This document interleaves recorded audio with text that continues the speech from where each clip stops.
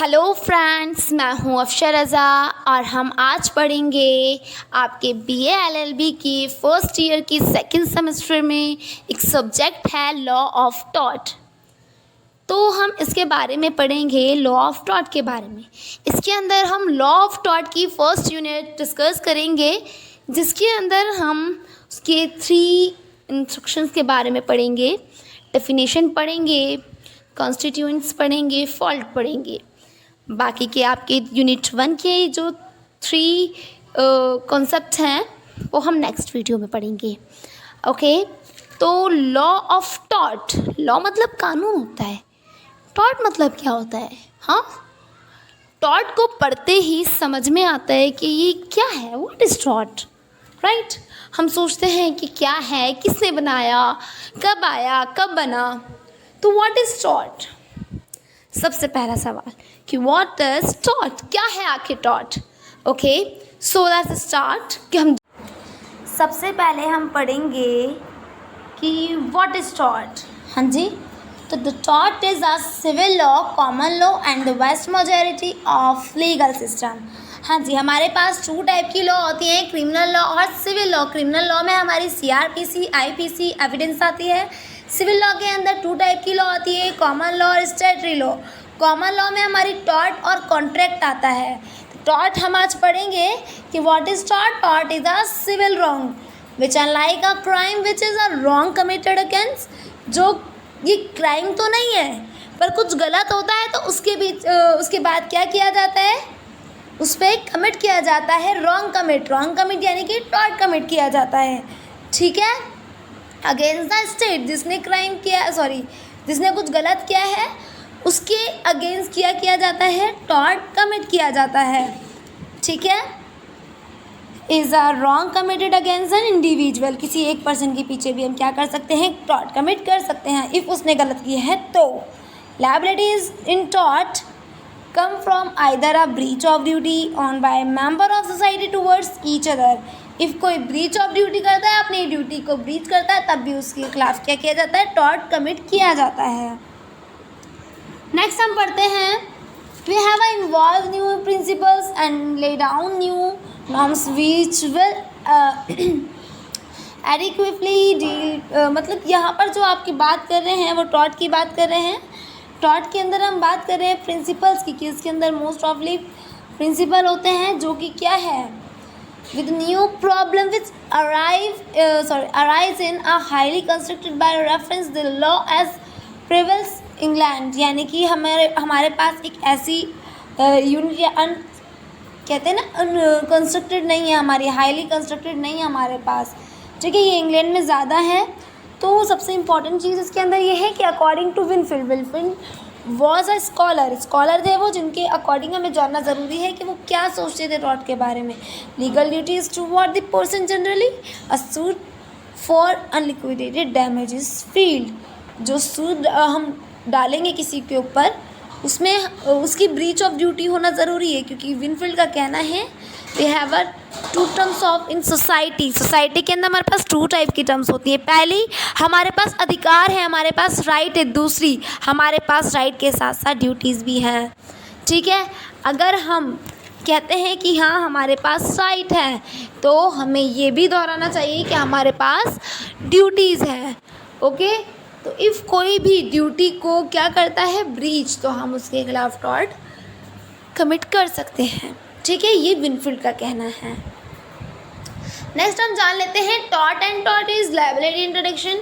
What is tort? I know that, हमें पता है, मुझे पता है कि टॉर्ट क्या है, but the tort is a civil wrong. You know ना कि सिविल रॉन्ग है, हमने पढ़ लिया, ठीक है। वो was establish in India by the first British code, okay, जो इस्टेब्लिश किया गया इंडिया में ब्रिटिश कोड के द्वारा 19वीं सेंचुरी के अंदर, ठीक है। पर ये आजकल क्या है, इतना ट्रेंड में नहीं है, किसी को पता ही नहीं कि टॉर्ट भी है, ठीक है। तो इसका रीज़न क्या है? Reason for slow development of law tort in India. हाँ जी, रीज़न है इसका अनसर्टेनी लॉ, यानी कि लॉ, आजकल लॉ क्या है, लॉ पता है लॉ में क्या होगा, क्राइम होगा, मर्डर होगा, ये होगा, बट टॉर्ट जो है वो क्या है, क्वेरीफाई नहीं है, वो अनक्वेरीफाई लॉ है। हाँ, हम पढ़ते हैं टॉट के बारे में कि टॉट क्या है.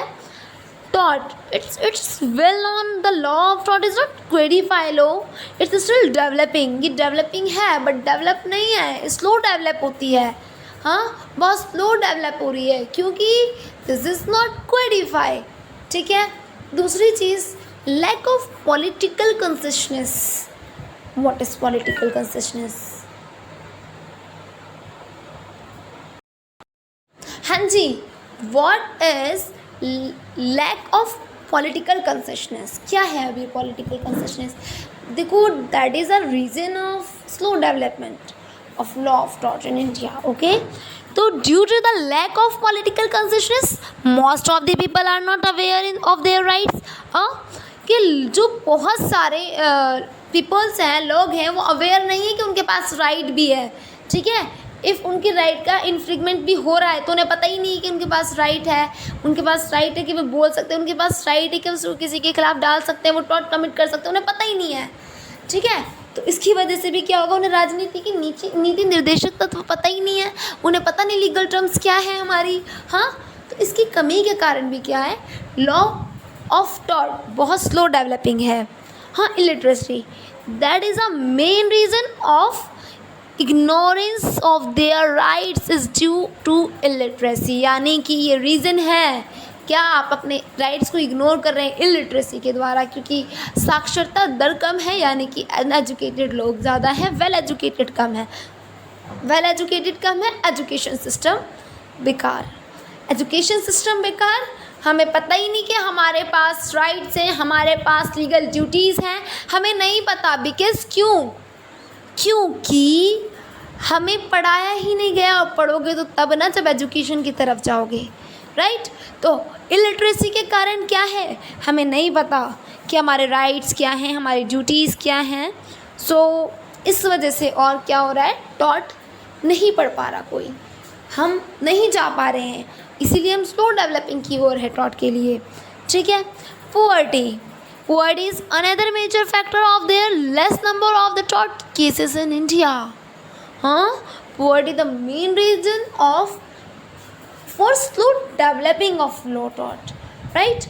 Poverty भी क्या है, एक मेन रीज़न है कि क्या लोग एफर्ट नहीं कर पाता एजुकेशन नहीं कर पाएंगे एफर्ट, तो क्या होगा, पढ़ नहीं पाएंगे, अपने राइट्स अपनी ड्यूटीज़ नहीं समझ पाएंगे. और ड्यूटीज़ राइट नहीं समझेंगे तो क्या होगा, लॉज के खाक जानेंगे, कुछ भी नहीं जान पाएंगे. हाँ, तो इस वजह से. और then 5 instruction is reason of for slow development law of टॉट in India. The most important reason, हाँ जी, that is a main reason of slow developing. Okay, कि expensive and dilatory judicial system बहुत महंगा है. हाँ जी, कोर्ट के चक्कर काटने आम आदमी के बस की बात ना है, ऐसा बोला जाता है ना. क्यों? क्योंकि it's very costly, it's very expensive. हाँ, Indian judicial system is very expensive and dilatory. The rate of court fee the lawyers fee is very high. Right. जो कोर्ट की फ़ी है और लॉयर्स की फ़ी है, तो हमारे तौबा तभी कहते हैं काले कोर्ट वाले से अल्लाह बचाए, बोला जाता है ना. तो यही रीज़न है कि आप जब जुडिशियल सिस्टम नहीं जान रहे, हाँ, आप किसी लॉ के कॉन्ट्रैक्ट में नहीं आ रहे हैं, लॉयर के कॉन्ट्रैक्ट में नहीं आ रहे हैं, तो आप कैसे जानेंगे जुडिशियल सिस्टम, कैसे पढ़ेंगे उसको आप. And it's so much costly. जो बेचारे आम आदमी है वो नहीं इसको चुका पाते, सो मच एक्सपेंसिव उनके लिए. भाई वो रोटी पानी खा ले वही काफ़ी है, लो तो तब जानेंगे. वो भाई रहने दे, पट लेंगे, कम से कम पेट भर खाना तो मिल रहा है, पहले चटनी रोटी मिल जाए वही काफ़ी है, एजुकेशन तो बाद में लेंगे. ऐसे सोचने में हमारे भारत के लोग सोचते हैं. राइट. तो दैट इज़ अ रॉन्ग. हाँ, तो it's a reason for slow development of law taught in India. India के अंदर जो टॉट है वो क्यों इतना स्लो है, that is a main reason really. इसके एलिमेंट्स जानते हैं अब. टॉट belong to the category of civil wrong. यानी जो टॉट है वो बिलोंग करता है सिविल रॉन्ग से, not crime. Okay, not crime और नॉट क्रिमिनल लॉ. ठीक है. जो टॉट है वो बिलोंग करता है कौन सी कैटेगरी से, सिविल रॉन्ग से. ये टॉट जो है सिविल रॉन्ग से बिलोंग करता है, क्रिमिनल लॉ से नहीं करता. ठीक है. ये इसका एलिमेंट है. Taught is other than of a breach of contract. I know that कि हमारे पास सिविल लॉ के अंदर 2 टाइप्स के होते हैं, कॉमन लॉ और स्टेटरी लॉ। कॉमन लॉ के अंदर भी 2 टाइप्स के होते हैं, कॉन्ट्रैक्ट लॉ और टॉर्ट लॉ। जो टॉर्ट है, टॉर्ट के अंदर कॉन्ट्रैक्ट कब आता है? जब कॉन्ट्रैक्ट ब्रीच हो जाता है, कॉन्ट्रैक्ट हमारे कोर्ट के बाहर होता है। हाँ, पर अगर उसे ब्रीच कर दिया गया और उसके अंदर हमने लीगल टर्म्स नहीं डाली थी, टर्म्स एंड कंडीशन नहीं डाली थी, हमें नहीं पता था अगर वो हमारा कॉन्ट्रैक्ट तोड़ देगा तो हम क्या करेंगे। हाँ, तो क्या होगा, हमें कोर्ट के पास जाना पड़ेगा।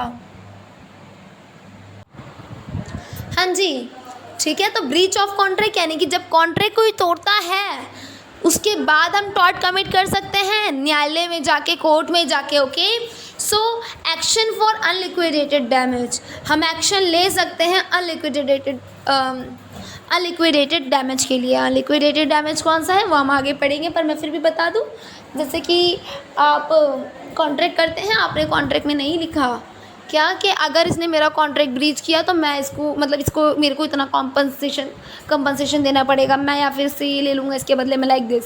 ठीक है, तो आपको फिर भी उसने क्या करा, कॉन्ट्रैक्ट ब्रीच कर दिया। देन आप कोर्ट में जाते हैं, कोर्ट आपके नुकसान, डैमेज जो हुआ है उसके अकॉर्डिंग उससे बोलता है कि इतनी कंपनसेशन भरो, तो इट्स अनलिक्विडेटेड डैमेज। ठीक है, नेक्स्ट अब आता है लिक्विडेटेड डैमेज, अनलिक्विडेटेड डैमेज। हाँ जी, ये क्या है, अभी तो बताया था मैंने। अब लिक्विडेटेड डैमेज परिनिर्धारित क्षति, यानी कि इसमें परिसमापन हर्जाना होता है ना। इसमें जो हर्जाना देना होता है वो परिसमापन पहले से ही तय होता है वो। ठीक है, fix in the contract in event of the breach, इसमें फिक्स होता है कि अगर आपने कॉन्ट्रैक्ट को ब्रीच किया, इवेंट को ब्रीच किया, तो आपको ये करना पड़ेगा। ठीक है, यूज व्हेन डैमेज और डिफिकल्ट टू एसेस, नुकसान होने पर क्या प्रयोग किया जाता है, जो नुकसान होने पर आपको प्रयोग करते हैं क्या, जो वो ऑलरेडी कॉन्ट्रैक्ट में लिखे होते हैं। ठीक है, कि parties out of court maintains responsibility, जो अपनी रिस्पॉन्सिबिलिटी वो मेंटेन बना के रखती है पार्टीज कोर्ट के बाहर। ठीक है, shift burden calculating damage from the court parties, अदालतों की पार्टियों को नुकसान की गणना का बोझ स्थानांतरित कर दिया जाता है, यानी कि वो अदालत तक नहीं पहुंचती। अदालत तक वो कब तक नहीं पहुंचती, क्योंकि वो पहले ही कॉन्ट्रैक्ट में लिखवा लेती, साइन करवा लेती हैं। हाँ जी, लिक्विडेटेड डैमेज क्या होता है, मैं आपको एक एग्जांपल देती हूँ। जैसे कि शामू और रवि है, रवि ने कहा शामू से मुझे 50 बैग ला कर दो। ठीक है, इवन सिल कर दो मुझे, मैं आपको कॉन्ट्रैक्ट देता हूँ कि आप 50 बैग मुझे सिल कर देंगे, मैं 50,000 आपको दूंगा। ठीक है, बट आपने 20 तारीख तक मुझे 50 बैग नहीं सिल कर दिए, तो ना तो मैं आपको पैसे दूंगा। ठीक है, पर इवन पहले उसने थोड़े 5-6 हज़ार रुपये जमा करा दी थी उसके पास, पर अगर आपने मुझे नहीं दी 20 तारीख को बैग, तो मैं क्या करूँगा, आपके खिलाफ इवन उस कॉन्ट्रैक्ट में वो लिख लेंगे कि आप मुझे कंपनसेशन देंगे। जो कॉन्ट्रैक्ट वो साइन कर रहे हैं ना, हाँ, जो पेजेस पे वो साइन कर रहे, तो उसके अंदर साफ साफ लिखा होगा कि अगर रामू को श्याम ने क्या नहीं दिए, बैग नहीं दिए, तो क्या होगा, ये इसको कंपनसेशन देगा 2 लाख। तो मान लो उसने बैग नहीं दिए, तो अब उसे क्या करनी पड़ेगी, कंपनसेशन भरनी ही पड़ेगी। कोर्ट तक नहीं गया मामला, पर उसे देनी पड़ेगी। ठीक है, कहते थे ना ज़बान दे दी, पर ऐसा कुछ नहीं है, यहाँ पर कॉन्ट्रैक्ट साइन हो रहा है सीधा। ठीक है, ब्रीच ऑफ कॉन्ट्रैक्ट हो रहा है यहाँ पर, अगर उसने नहीं दी। तो ये लिक्विडेटेड डैमेज है, जहाँ पर वो पहले ही तय कर लेते हैं, अगर आप मेरा डैमेज हुआ तो तुम मुझे कंपनसेशन दोगे। ठीक है, शिफ्ट, ये क्या होता है, शिफ्ट हो गया बर्डन, कोर्ट के पास गया ही नहीं मामला, तो बर्डन कहाँ शिफ्ट हो गया, कोर्ट के बाहर, पार्टियों के बीच में ही। और अनलिक्विडेटेड डैमेज बिल्कुल उल्टा है। Damage can be defined as the sum of the money that can not be frozen of assessed by the fixed formula. इसमें फिक्स्ड फार्मूला नहीं होता। ये लोग कॉन्ट्रैक्ट तो साइन करते हैं, पर कॉन्ट्रैक्ट ब्रीच होने के बाद, क्योंकि कॉन्ट्रैक्ट के अंदर ये नहीं लिखते कि हाँ भाई तुम अगर मेरे ब्रीच किया कॉन्ट्रैक्ट तुमने, तो तुम मुझे क्या करोगे, कंपनसेशन भरोगे। पर ये क्या करेंगे, फिर अगर इनका ब्रीच कॉन्ट्रैक्ट हुआ तो ये क्या करेंगे, उस कॉन्ट्रैक्ट को लेंगे और कहाँ जाएंगे, कोर्ट जाएंगे। कोर्ट जाकर बताएंगे, टॉर्ट कमिट करेंगे कि भाई देखो इसने मेरा कॉन्ट्रैक्ट ब्रीच किया, अब क्या होगा, डैमेज हो गया, मुझे नुकसान हुआ बहुत ज़्यादा, इतना पैसों का। तो कोर्ट क्या करेगा, उसका नुकसान देखते हुए उसको कंपनसेशन भरने के लिए क्या देगा। Okay, got it. देन हम आगे बढ़ते हैं। अब आता है breach of duty, breach of contract में अंतर। ठीक है, तो सिंपल सा है, बहुत ही सिंपल है। We have many duties, legal duties, we have many legal duties. If failure to do something that you are legally responsible, it is element of negligence. हाँ जी, जो लीगल ड्यूटीज़ को ब्रीच करना आपकी ड्यूटी है। मान लो कि जो एक केस ले लेते हैं हम इसमें भी, कि कूड़े की गाड़ी आती है, हाँ, उसमें बोलते हैं कि भाई सरकार की तरफ से सबको कूड़ा डालना है। हाँ, ड्यूटी है आपकी कि आप उसे, आपका अधिकार क्या है कि आपको कूड़ा डालना है, आप उसमें डाल सकते हैं फ्री में कूड़ा, पर आपकी ड्यूटी ये है कि आप उसको सुरक्षित तौर पर डालें। ऐसे ना करें कि ऊपर खिड़की पे खड़े और ऊपर से पन्नी छोड़ दी, हाँ, किसी के लग गई फिर, ठीक है, तो यह आपकी क्या होगी, ब्रीच ऑफ ड्यूटी होगी, ठीक है। और ये नेग्लिजेंस का एलिमेंट होता है, यानी कि इसमें दिखता है कि आप नेग्लिजेंस कर रहे हैं, यानी कि लापरवाही कर रहे हैं, ठीक है। आपने ऊपर से फेंकी थैली और नीचे आके लगी किसी के, हाँ, कूड़े की गाड़ी में तो गई नहीं, वो किसी और के लग गई, फिर क्या होगा इससे, आपकी ब्रीच ऑफ ड्यूटी, और ब्रीच ऑफ ड्यूटी के कारण वो क्या करेगा, आप पे टॉर्ट कमिट कर देगा। ब्रीच ऑफ कॉन्ट्रैक्ट वही कि when one party in binding agreement fail to deliver according to their terms of the agreement, यानी कि अगर पार्टी के बीच में, एक पार्टी के बीच में क्या हुई है, दूसरी पार्टी से एग्रीमेंट हुआ है साइन, और अगर उसने उस एग्रीमेंट में कुछ भी चीज़ गलत करी या फिर कुछ ऐसा करा कि उसको ब्रीच कर दिया, उस एग्रीमेंट को तोड़ दिया, उस कॉन्ट्रैक्ट को तोड़ दिया, तो क्या होगा, वो दूसरी पार्टी उस पर क्या कर सकती है, टॉर्ट कमिट कर सकती है, बस। नेक्स्ट, मेजर मेंटल एलिमेंट्स, ठीक है। Major mental elements of tort क्या है, इसके 2 मेंटल एलिमेंट्स है, इंटेंशन और मोटिव। इंटेंशन मतलब होता है इरादा, मोटिव मतलब होता है मकसद। इरादा किया, मकसद बनाया, that is a mental elements of tort, ठीक है। इंटेंशन जो है उसको हम बोलते हैं लीगल टर्म से मेंस रिया, ठीक है। Mens rea it means guilty mind, okay. Guilty mind क्या होता है, the intention of a person case legal injury another person, ठीक है, किसी भी by infringement of his legal right. हम क्या करते हैं, किसी को इंजरी किसी दूसरे पर्सन को इंजरी पहुंचाने के लिए उसकी लीगल राइट के अगेंस्ट जाकर, उसका राइट था कि वो उसको भाषण अभिव्यक्ति का अधिकार था कि वो बोल सकता है, अगर गलत है कुछ तो वो बोल सकता है, पर उनने बोल दिया कि भाई तुमने मेरे साथ अच्छा नहीं करा ये वो, और हमने जाके कहा, हमने इरादा किया कि इनने सबके सामने मेरी बेइज्जती की, मैं तो इसका सर फाड़ दूंगा। इरादा तो किया तुमने, इंटेंशन था आपका, गिल्टी माइंड था, आपने सोचा क्या कि मैं इसका सर फाड़ूंगा, हाँ, तो इट इज़ रॉन्ग, क्योंकि हम उसके अधिकार के खिलाफ जा रहे हैं। तो इरादा देश की भूमिका, एक व्यक्ति अपराध करने के इरादे की मानसिक तत्व है मैंसरी, जो ज्ञान देता है क्या कि कार्यवाही की कमी के कारण अपराध किया जाएगा।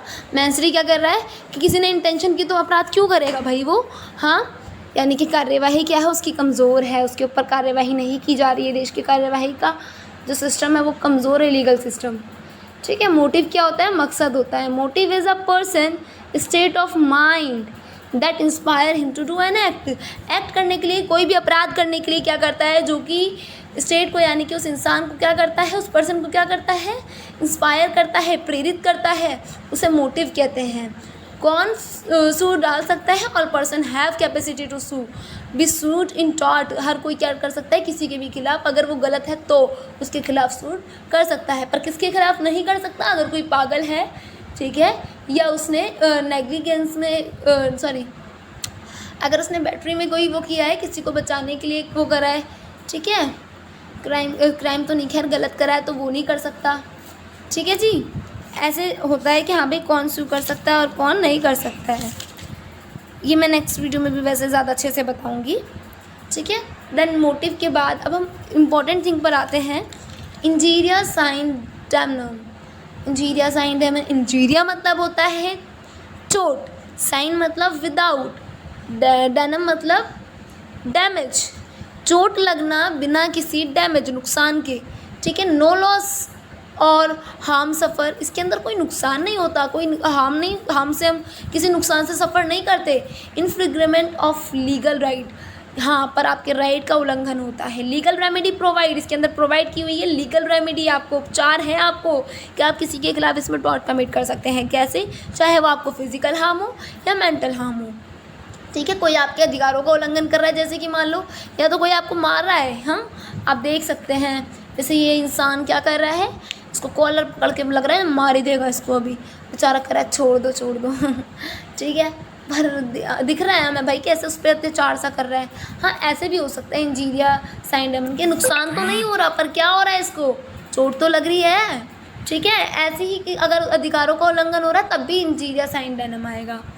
Okay, damnum sine injuria loss harm, इसमें डन है कि आपको लॉस हो रहा है, हार्म हो रहा है, पर इसमें कोई लीगल राइट का उल्लंघन नहीं होगा और ना ही इसमें कोई लीगल रेमेडी। वो कैसे, मान लो कि आप हैं, ठीक है, आपका एक बहुत बड़ा शोरूम है, ठीक है, या शोरूम है आपकी, ठीक है, आप उसमें क्या बेचते हैं, आप स्टॉल्स बेचते हैं, अच्छी अच्छी उस पर कढ़ाइयाँ करवा के स्टॉल बेचते हैं।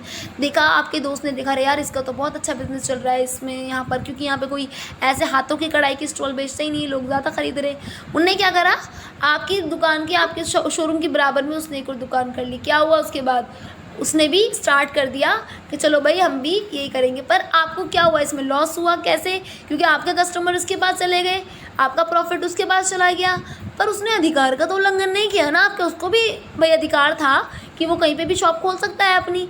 हाँ, तो इसलिए इसके लिए कोई लीगल रेमेडी नहीं है कि आप उसके खिलाफ जाके टॉर्ट कमिट करेंगे। ओके, देखते हैं कि इसमें इंजीरिया साइन डैमेज में क्या होता है, चोट बिना क्षति के, बिना नुकसान के चोट लग गई। ठीक है, physical damage is not there, यहाँ पर वैसे नहीं होता, मतलब ऐसा नहीं है कि फिजिकल और हार्म उसमें दोनों हो सकता है, फिजिकल और मेंटल दोनों हार्म हो सकता है इसके अंदर। इंजीरिया मतलब चोट लग सकती है आपको, आपके अधिकारों का उल्लंघन हो सकता है, पर नुकसान नहीं होगा। हाँ, जो फिजिकल डैमेज यानी कि नुकसान नहीं होगा, फिजिकल इंजरी हो सकती है। ओके, ऐसे डायनम साइन इंजरी है चोट के बिना क्षति, यानी कि चोट नहीं लगेगी पर वो हो जाएगा आपको क्या भाई, आपकी क्षति पहुंची, आपको नुकसान हुआ है। डैमेज विदाउट इंजीरिया, ठीक है, डैमेज इंजीरिया यानी कि डैमेज मतलब बहुत अच्छे से लिख रखा है मैंने, डायनम मतलब यहाँ पर क्या है, नुकसान है, साइन मतलब बिना, इंजीरिया मतलब चोट, यानी कि बिना किसी चोट के नुकसान होना, डायनम साइन इंजीरिया, जहाँ नुकसान हो पर चोट ना लगे। जैसे बिजनेस केस में हुआ था अभी हमारा, इंजीरिया साइन डायनम, चोट बिना नुकसान के, यानी कि चोट तो लगे पर नुकसान ना हो, जैसे मार पिटाई हो गई, बहस हो गई, या किसी ने आपके अधिकारों का उल्लंघन कर दिया, दैट इज़ द थिंग्स। ठीक है, तो आज हमने पढ़ लिया, क्या क्या चीज़ें पढ़ ली आज हमने डेफिनेशन पढ़ी, नेचर पढ़ा, कैरेक्टराइज ऑफ टॉट पढ़े, कंस्टिट्यूट ऑफ टॉट पढ़े, एलिमेंट्स पढ़े और फॉल्ट पढ़ा। फॉल्ट के अंदर कौन सी 2 चीज़ें पढ़ी हमने 2 थिंग्स पढ़ी इसके अंदर हमने, damnum sine injuria and injuria sine damnum. ठीक है, तो आपको इसको अच्छे से पढ़ना है, याद करना है, ठीक है, और आपको क्या करना है, इसको लिखना भी है, प्रैक्टिस करनी है, इसकी केस लॉस रीड आउट करनी है। बाकी अगर आप अच्छे से पढ़ते हैं तो आप काफ़ी अच्छा एग्ज़ाम में अचीव कर सकते हैं। हिम्मत नहीं हारनी, समय बेशक कम है पर मेहनत कम नहीं होनी चाहिए। Okay, all the best, good luck.